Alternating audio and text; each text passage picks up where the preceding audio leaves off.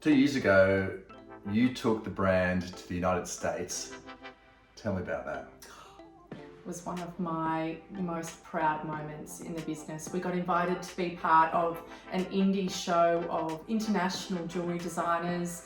We decided to launch into the American market. We came up with an American website. We went hell for leather into the US market, and it really blew up and started to really take off. It was just the most incredible moment. We launched into one of the original cocktail bars where women in the 1920s would have actually gone to the bars and worn their huge cocktail rings In New York. as a sign of female empowerment in New York.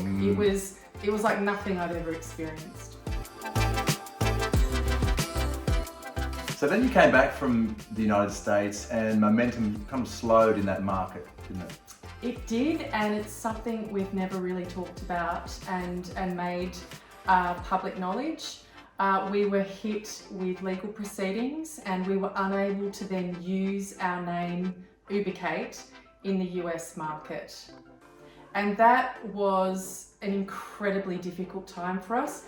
You and I have never spoken publicly about it. We really kept it to ourselves. We focused back down on the Australian market. It actually led to the creation of the House of You. We opened our first ever storefront, which we're so proud of, our first flagship store. And we kept to ourselves that we had been blocked in this huge marketplace that we had only just started to fly in. It was a really tough time. So the new name, tell us how that came about. It got to the point during COVID where the name Ubykate no longer resonated with us, with me in particular.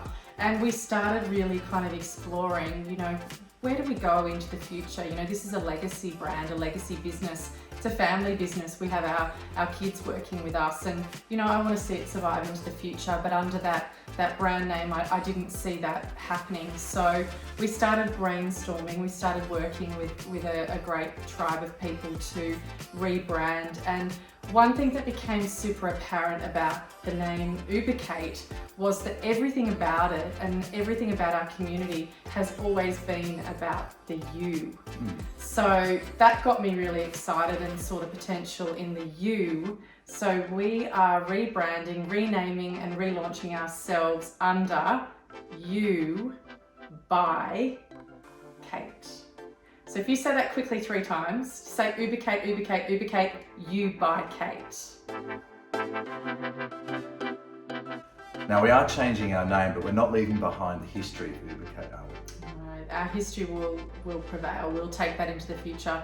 With our 20-year anniversary next year, I've got so many exciting ideas about digging into our archives, bringing back pieces.